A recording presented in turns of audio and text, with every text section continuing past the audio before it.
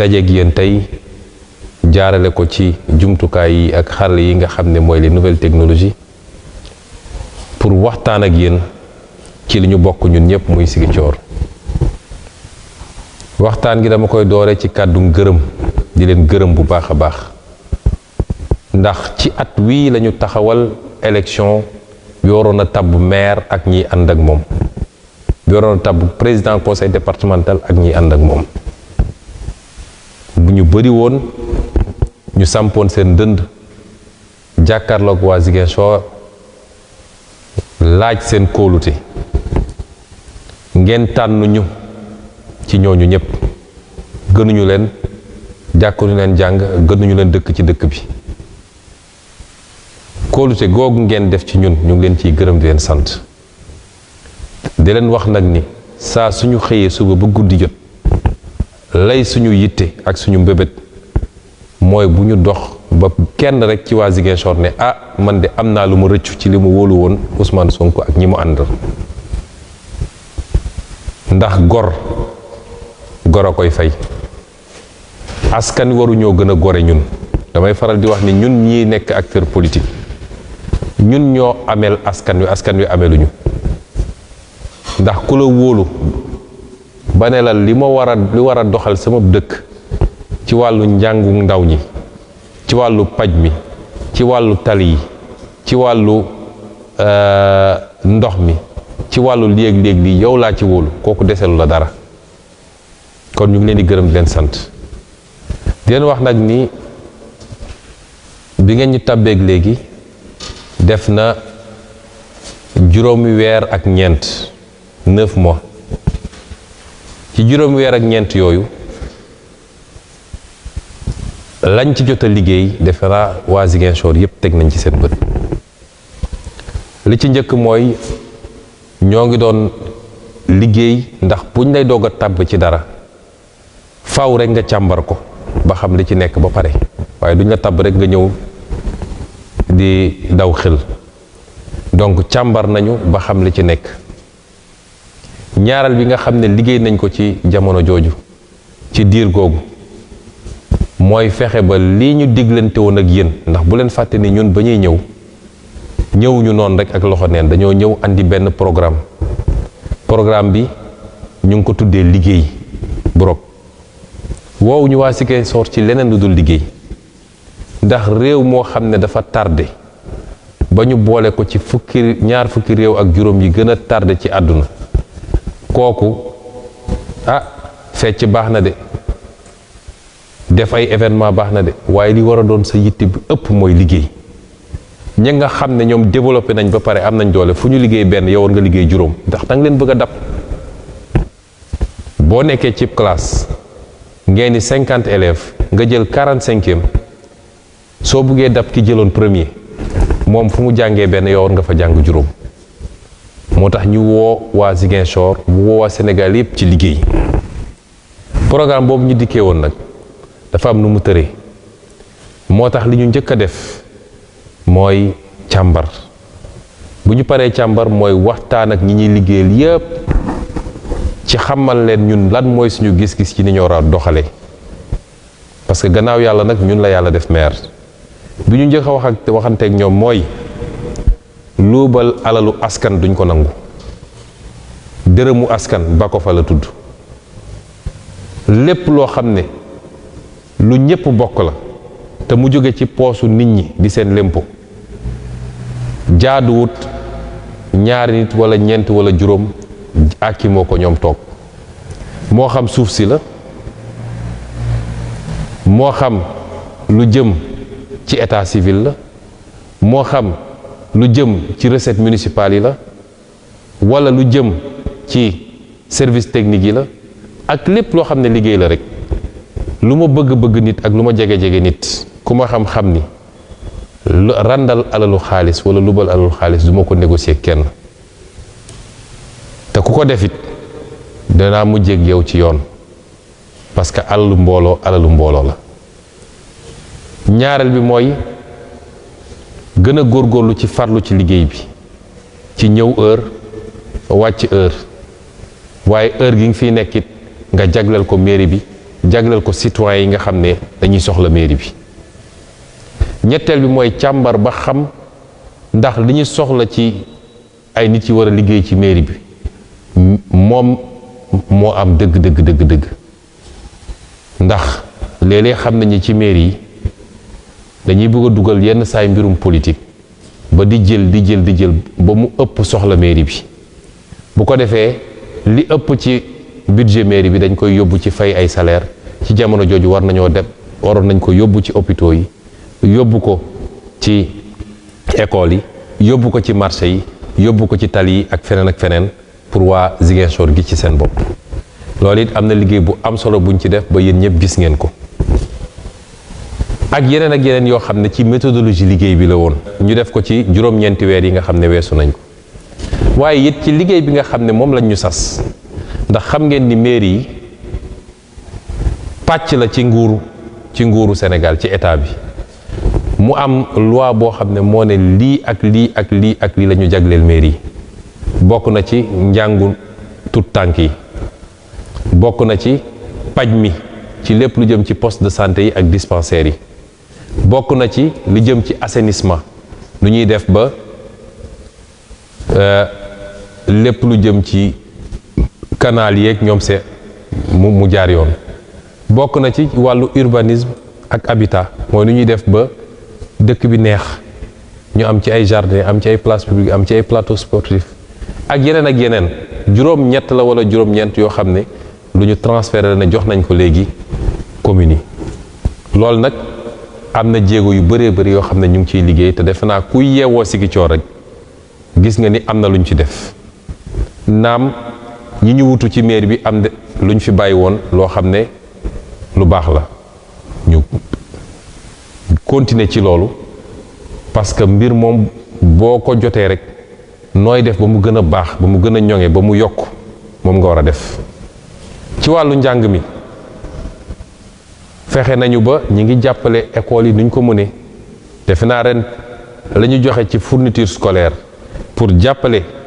suñu doom yi rawatina nag waajur yi nga xam ne léeg-léeg seen loxo du jot seen gannaaw kenn mësul gis lu toll noonu ñu def ko ci Ziguinchor ci jàppale école bi noonu lañ koy defee ci bëgg nañ ci suñu programme fii leeg 2024 dootul am benn école ci Ziguinchor boo xam ne defaluñu ko miir ba mu tëju ñu defal ko bunt ba école ba xale yi mun a nekk seen sécurité ci biir ndax école boo xam ne samba booy bu jógee fële mun naa dugg mbaam xoof bu jógee fële mun naa dugg nag mun naa dugg xaj mun naa dugg matt ay xale loolu ñëpp xam nañ ni amul sécurité suñu doom moo tax le 30 war nañoo commencer pose première pierre lu mel ni école Belfort bi lu mel ni école Kandialang ak feneen école yëpp bëgg nañu clôturer ba xale yi dootuñu nekk danger bu ñu xasee dugg ci école bi waaye dinañu améliorer kaaraange gi jël ay nit yoo xam ne ñooy doon gardien ci école yi waaye yéen ñëpp xam ngeen ni Ziguinchor ba léegi am na lu ñuy wax abri provisoire am na lu mat 48 abri provisoire mooy ay sàkket yoo xam ne fa la xale yi di jàngee mu amit yoo xam ne donte classe la ñëpp xam nañ ni lii matalul classe ñu ne nag am nañu tey ambition programme boo xam ne tabaxaat ay salle de classe ba ci diir gu gàtt du am fenn ci Ziguinchor foo xam ne nit day nekk ci ay sàkket di jàng wala mu nekk ci ay salle de classe yoo xam ne kenn yéenewul sa doom jàngee ci classe yu mel noonu ak yeneen yoo xam ne fas yéene nañ ko def ci école bi waaye yemuñu ci loolu ci wàllu paj mi am na programme bu mag bu ñuy lancé boo xam ne poste de santé yi fi nekk bëri na yoo xam ne ba léegi mënul dox surtout maternité yi parce que la ñu waroon tabax pour matrone yeeg sage-femme yi mën a nekk foofu amul dinañu lancer loolu yépp tabax ko dinañu yeggal it poste de santé bu Gumel dinañu defaraat poste de santé bu Jaabiir ak yeneen yu mel noonu parce que paj mi dafa am solo fii ak le 30 ak le 31 dina bëri loo xam ne ci ay jumtuwaay ci wàllu faj ay lal ay table d'opération waaye garab gu bëri yoo xam ne lu ñu dajale woon la lii ci coopération décentralisée lii ci ay bonne volonté yoo xam ne jëflante na ñoom ñu joxe ko dinañ ko séddale ci poste de santé yi nekk ci biir Ziguinchor waaye dinañ ko séddale it ci hôpitaux yi parce que la ñu bëgg mooy Ziguinchor bu nekk ak Ziguinchor bu nekk di faju bu baax. moo tax ñuy rafetlu it lu mel nii hôpital Silence taxawal nañ fa première unité boo xam ne day def chimiothérapie mooy ñi nga xam ne yàlla nattu na leen ba ñu am feebar bu métti boobu di cancer te ñu doon war a dem di Ndakaaru pour ñu leen di defal chimio tey am nañu première unité chimiothérapie bu nekk fii ci hôpital Silence bi nga xam ne ci mairie bi la dépendre ñoo ngi lijjanti pour mun a am néphrologue mooy médecin boo xam ne loolu mooy liggéeyam bu war a ñëw Ziguinchor su mënul ñëw toog fi définitivement it muy ñëw 2 ba 3 yoon ci weer bi pour jàppale malade yi waaye nag dinañu former ay nit fii yoo xam ne ñoo koy def bés bu ne naam ci jamono ji ñuy nekk cancer yi dal jigéen ñi muy cancer col de l'utérus ak yu mel noonu moom la mun a fajagum waaye ñaan nañu yàlla mu may ñu ba ñu yaatal ko ci bépp xeetu cancer kon paj mi suñu yitte la ci yitte yu gën a rëy ñu fas yéene ci def ay jéego yu rëy a rëy lu mel ni ay service d'urgence parce que bokk na ci paju Sénégal li ci gën a doy waar mooy service d'urgence dafa tumuranke mooy tey ñaanuñu ko yàlla ku accident woon léegi ñu yóbbu ko hôpital ñi ko war a dalal def premiers soins yi nga xam ne loolu day faj lu bëree bëri kon loolu it ci suñu programme bokk te am nañu jéego yuñ ci door mbirum infrastructure yi muy tali yi bëgg nañu Ziguinchor ñu améliorer infrastructure yi moo tax man mi en tant que maire yëkkati naa lu mel ni machine pondeuse boo xam ne day defar ay pavé di defar ay briques ak yeneen may ko commune bi ci fan yi di ñëw dinañ ko installer fële ci Kenya fi ñu defar place bi commencé defar suñuy pavé ba nga xam ne tronçon tali yu bëri dinañ ko mën a pavel suñu bopp waaye yemul ci pavé tali yi rek nee naa Ziguinchor dañoo bëgg mu doon dëkk boo xam ne dafa neex kenn ku ne war a mun a génn di doxantu dem toog ci ay place publique moo tax am nañu programme bu rëy boo xam ne ci loolu lañ ko jagleel mooy fexe ba am ay place publique am ay plateau sportif ci biir quartier yi ba xale yi di mun a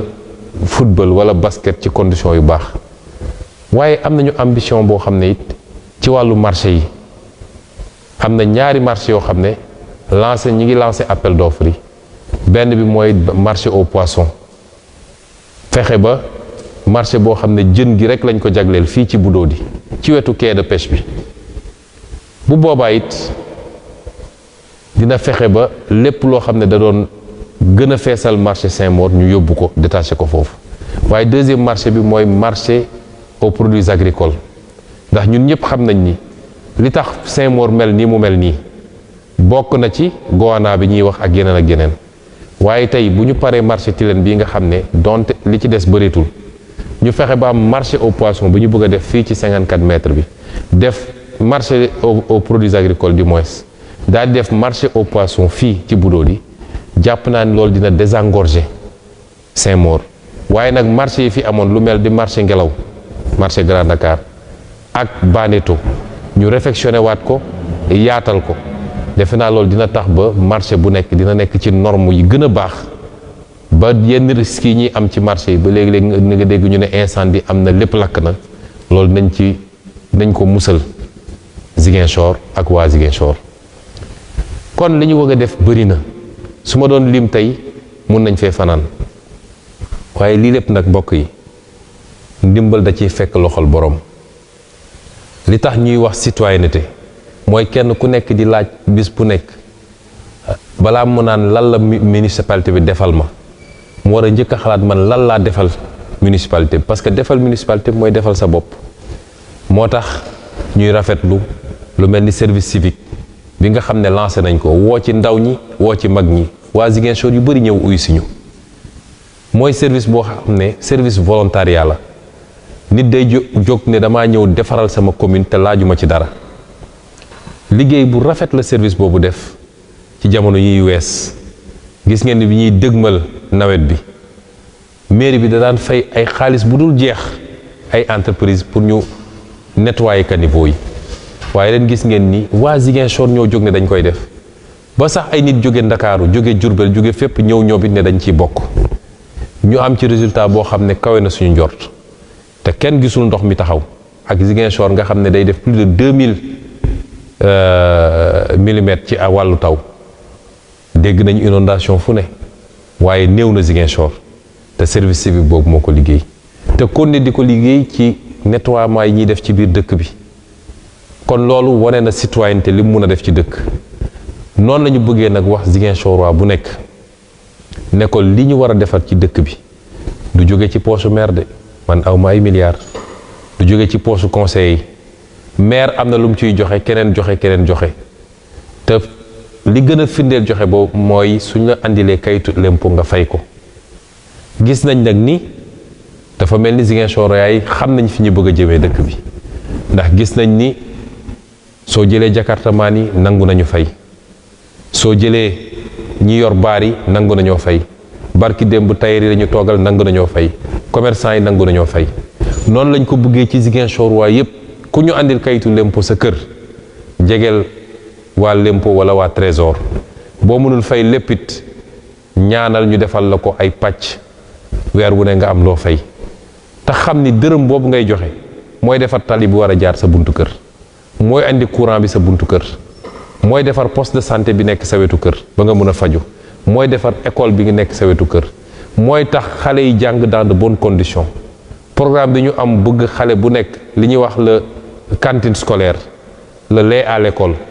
loolu moo koy fay mooy tax ñu joxe fourniture scolaire lañ leen mën a garantir mooy du am dërëm boo xam ne nit fay na lempoom ñu ne jàdd na duñu dugal ko feneen fudul li nga xam ne njëriñu askan wi la am nañu programme Ziguinchor ville lumière mooy fexe ba lampadaire solaire yi ñu jënd ci lu bëree bëri mais mbokk yi xam ngeen ni loolu xaalis la parce que benn lampadaire solaire bu jaar yoon rek lampe fond roche yi ngeen di gis munoo ko am moins de 900 000 francs moom ak potoom ak lépp ñu ñaan yàlla mu may ñu mën a def programme bu rëy te njëkk cee jiital nag ñii suñu priorité mooy quartier yi nga xam ne dañ leen xawoon a sàggane lu mel ni Jiboog lu mel ni Jeefaay lu mel ni benn partie ci Kanjala lu mel ni Jaabir lu mel ni yenn côté ci Linjaan yi ñu am programme ne bëgg nañu fexe ba ñooñu ñëpp ñu yóbbu fa lumière suñu mënul dugal lumière bi fépp nañu fexe ba la yeneen quartier yi am ñoom ñu am ci loolu xam ngeen programme yu rëy la am na quartier Ziguinchor yoo xam ne tey ba léegi ndox jafe na leen ñu bëgg a liggéey ak SDE ak Sen'Eau fexe ba ñu jot ci ndox loolu moo tax suñ leen nee ñun ñooy defar suñu dëkk la ñu yaakaar ci yéen te liñ leen di laaj du bëri mukk nag as tuut dañ leen di laaj kenn ku ne su làmbee tuuti poosam ñu dajale ko mu doon du bëri ñu defar suñu dëkk ba àdduna yépp ñeeñu Ziguinchor loolu mooy suñu ambition ci yéen ñu daaneel ni am na yeneen programme yu ñu andi lu mel ni économie sociale ak solidaire mooy nu ñuy def ba jàppale suñ yaay ji toog fii di def jardinage bu ndaw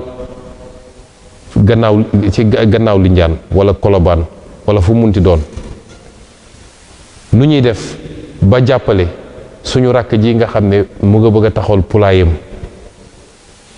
nu ñuy def ba jàppale suñu yaay jee nekk ci dex gi di génne paañ bi ak yoxos bi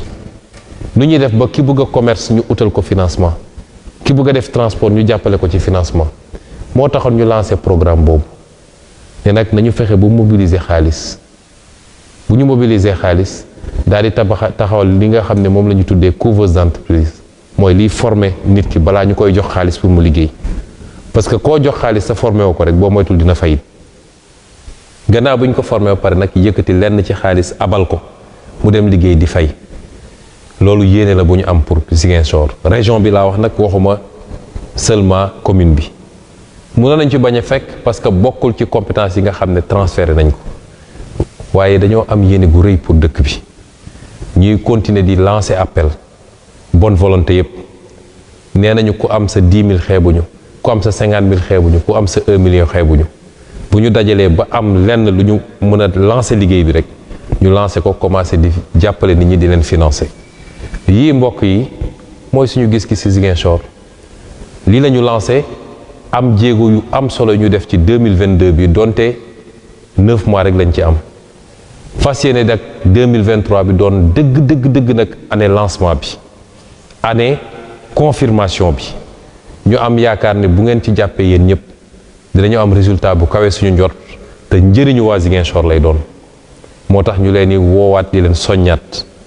ci ngeen jàppale seen mairie jàppale seen conseil municipal jàppale seen maire parce que su dul yéen mënuñoo am résultat bi ñu bëgg. moo tax gannaaw bi ñu leen ñaanale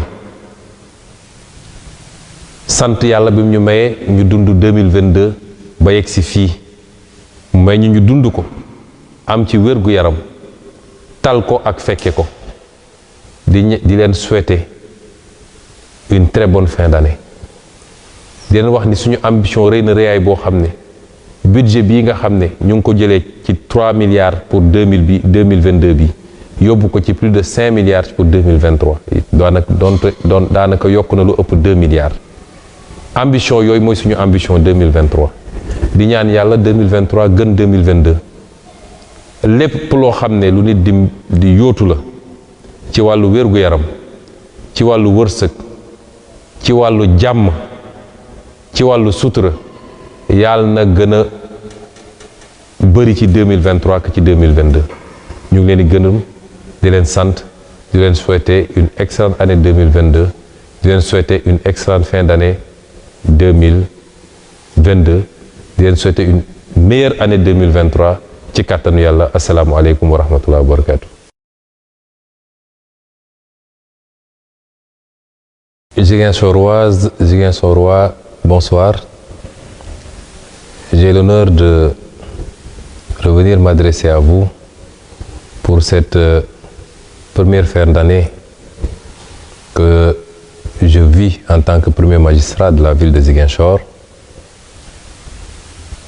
Nous avons été portés à la tête de cette mairie depuis bientôt 9 mois. 9 mois qui ont été des mois pleins, des mois passionnants, des mois trépignants, mois pendant lesquels nous avons essayé de mettre en place les fondamentaux des idées, de la vision et du programme que nous avions présenté aux Ziguinchorois. Mes premiers propos seront des propos de remerciement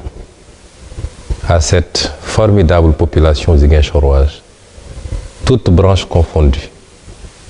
quelle que soit l'appartenance politique, ethnique, religieuse. Remercier cette formidable population ziguinchoroise de nous avoir fait confiance et de nous avoir tête de cette mairie,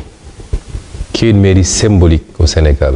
avec une histoire extrêmement dense et intense. C'est un honneur pour tout fils ou toute fille de Ziguinchor de pouvoir un jour se faire appeler Monsieur le maire de Ziguinchor. Derrière moi se trouve l'image d'Auguste fils de Ziguinchor qui, avant moi, ont eu à conduire les destinées de cette ville. Et cet honneur, je le dois à vous, Ziguinchoroises et Ziguinchorois. Et c'est pourquoi je puis vous assurer que nous ferons tout ce qui est en notre possibilité pour être à la hauteur de cet honneur, pour être digne de votre confiance. Ce que nous avons commencé à impulser, ces 9 premiers mois ont été des mois de prise en main d'abord de l'institution municipale, des mois de mise en place d'un système de travail et d'organisation, des mois de dressage de l'état des lieux. Ça a été des mois également de contact intense avec les populations pour mieux comprendre leurs aspirations. Ces premiers mois nous ont permis de poser les premiers jalons de ce que nous considérons comme étant une gestion d'une collectivité, qu'elle soit territoriale et demain de la collectivité étatique. Gestion qui doit être basée sur un certain nombre de valeurs fondamentales. D'abord, la transparence, la probité dans la gestion de la chose publique. C'est pourquoi je puis assurer aux Ziguinchorois que sous mon magistère, aucun écart ne sera toléré. Ce que nous vivons à l'échelle nationale dans ce pays et ce que nous vivons globalement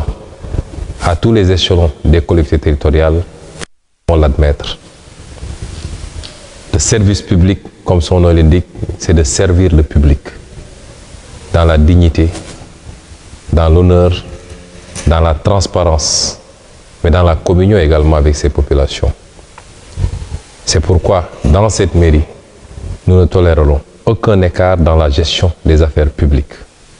sur le plan domanial, sur le plan de l'état civil, sur le plan des recettes, sur le plan des services techniques, à tous les niveaux. Ce que nous exigeons de tous les agents de la mairie et ce que nous exigeons de tous les conseils municipaux, c'est de servir les populations de Ziguinchor et non pas de se servir de l'institution municipale.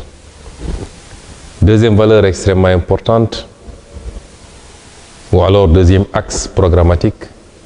c'est que nous étions venus vers vous avec un programme qui s'appelle Bourok.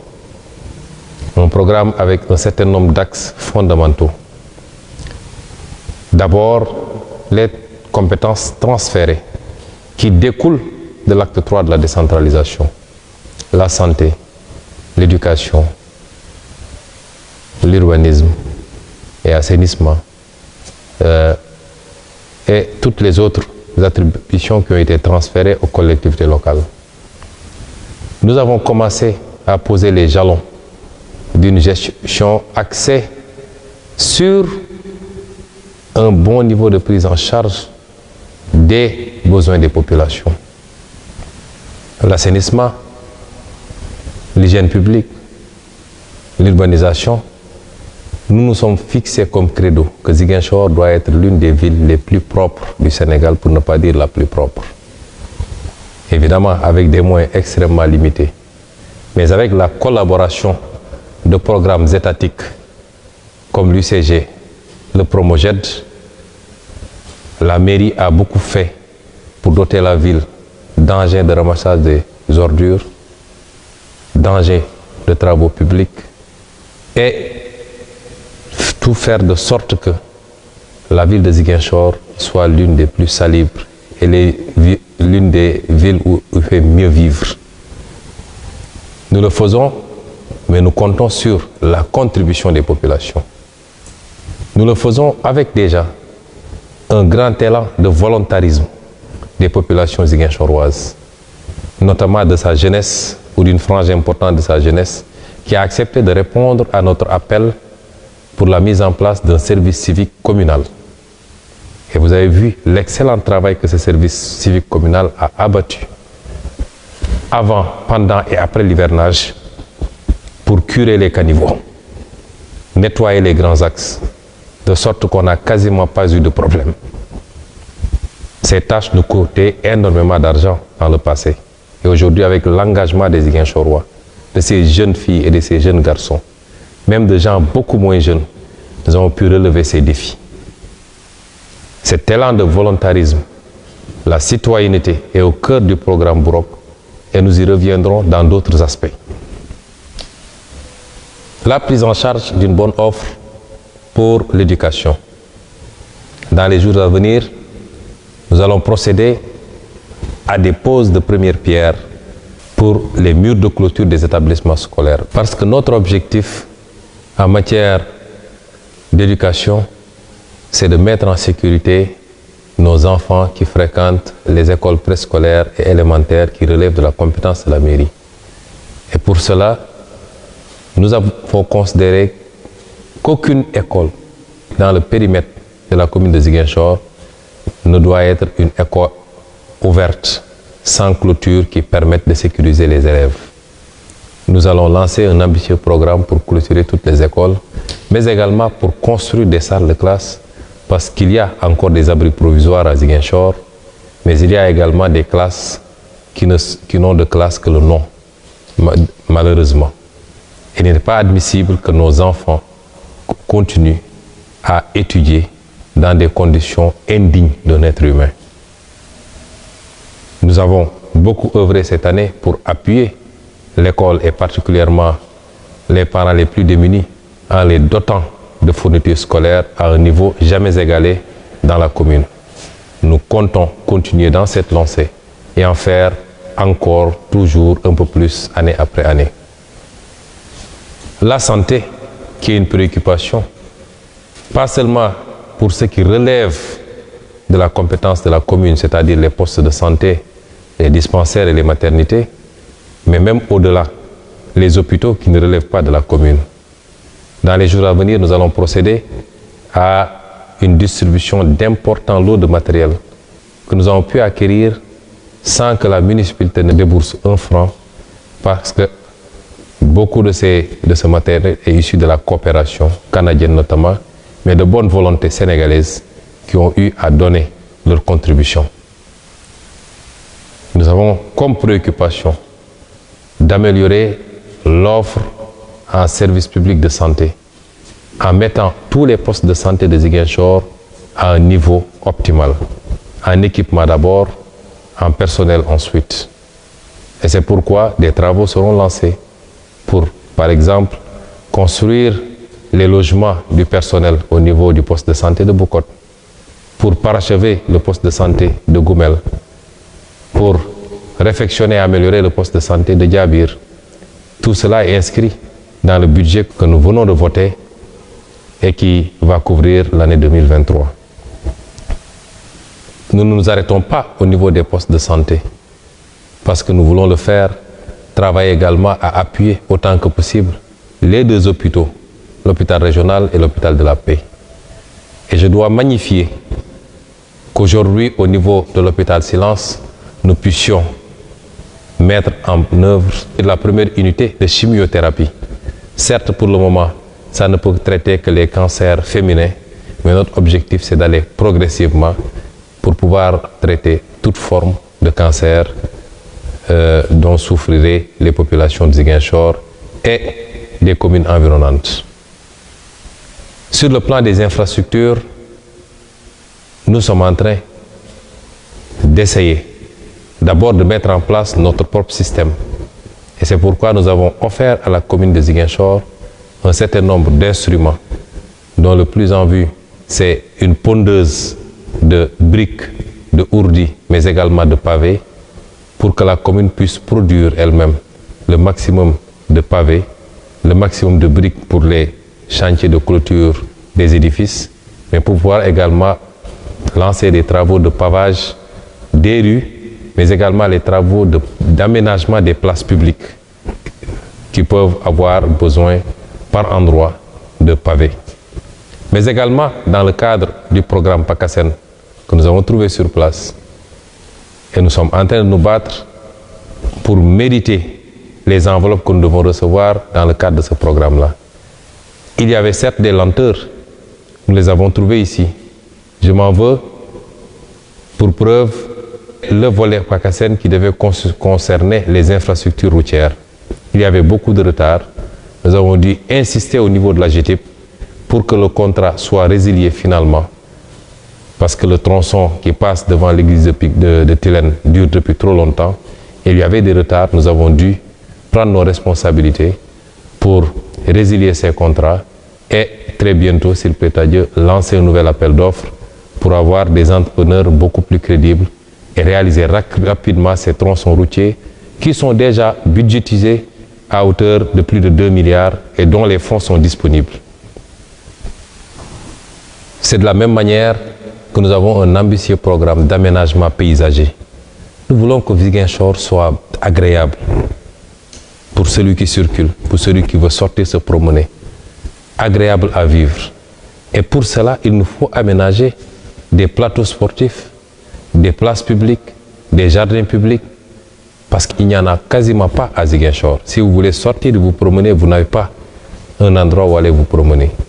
2023 sera l'année de lancement de ces chantiers qui devraient nous permettre d'offrir aux Ziguinchorois un meilleur cadre de vie. Je pourrais continuer à énumérer, ça prendrait des heures et des heures, mais c'est vous dire simplement les ambitions que nous avons pour cette ville et que nous comptons réaliser avec vous. Et c'est pourquoi je disais tantôt que la citoyenneté est au cœur de notre programme. Ce que nous attendons de chaque Ziguinchoroise et de chaque Ziguinchorois, c'est de répondre présent également. Parce que notre ville sera transformée par nous-mêmes. Ce n'est pas Dieu qui descendra du ciel pour le faire, mais ce n'est certainement pas l'État central qui le fera. Nous collaborons avec l'État central. L'État central agit beaucoup à l'intérieur de la commune, mais attendons de nous-mêmes les efforts maximaux à faire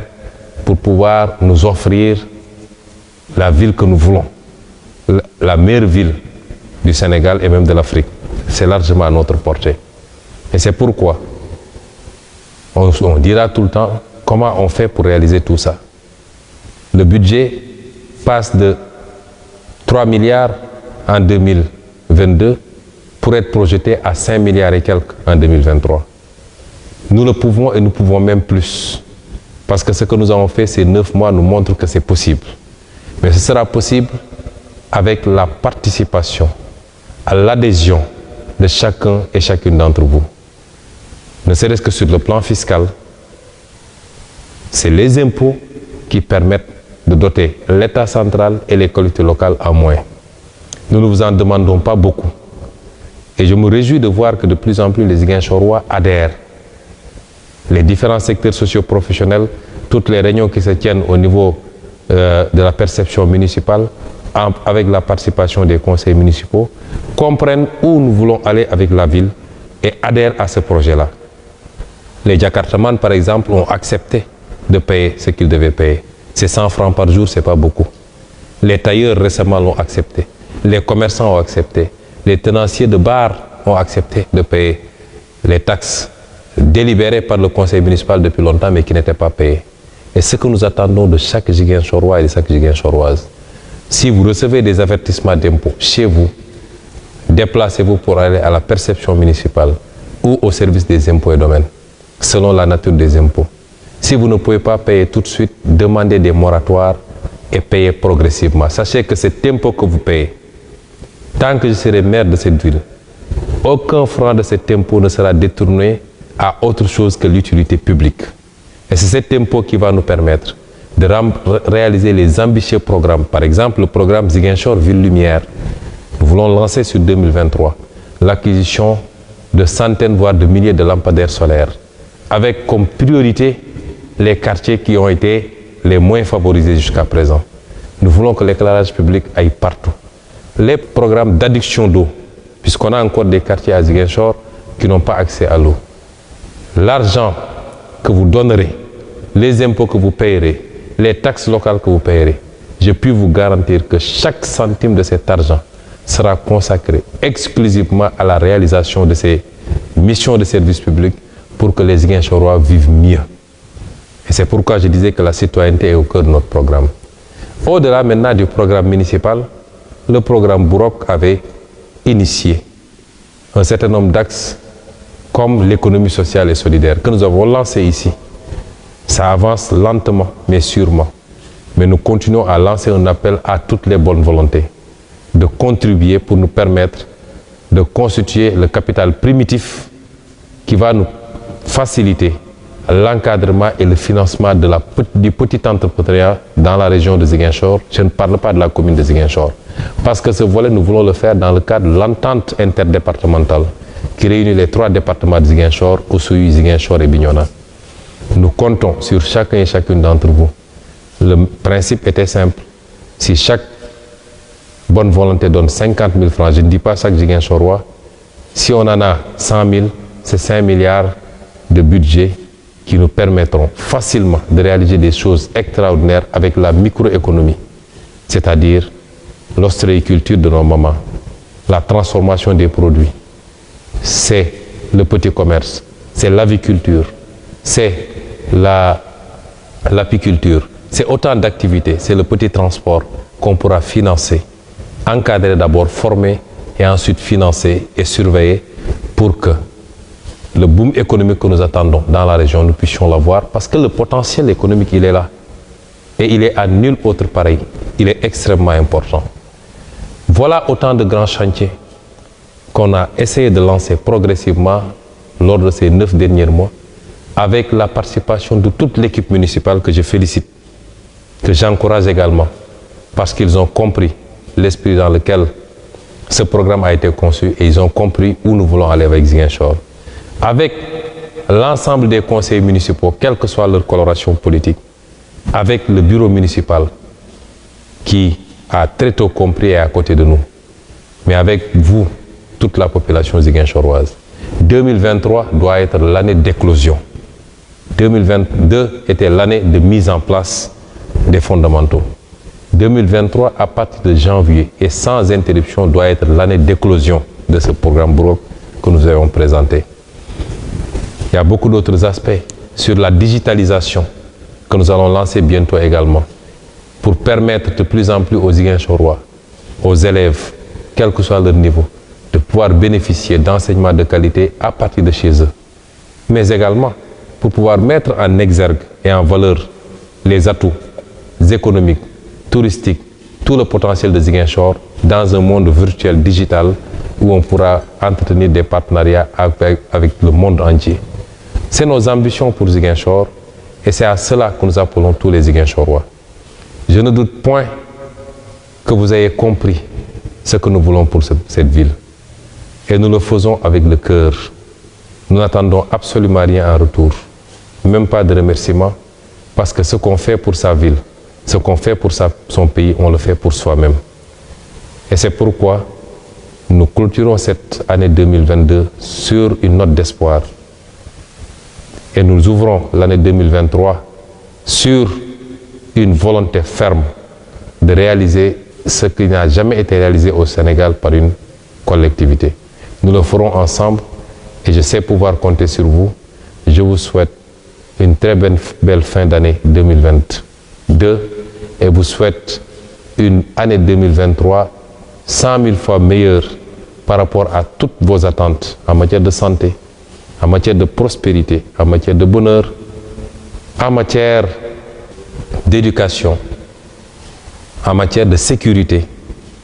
Nous vous souhaitons une meilleure année 2023. Je vous remercie et vous souhaite une excellente soirée.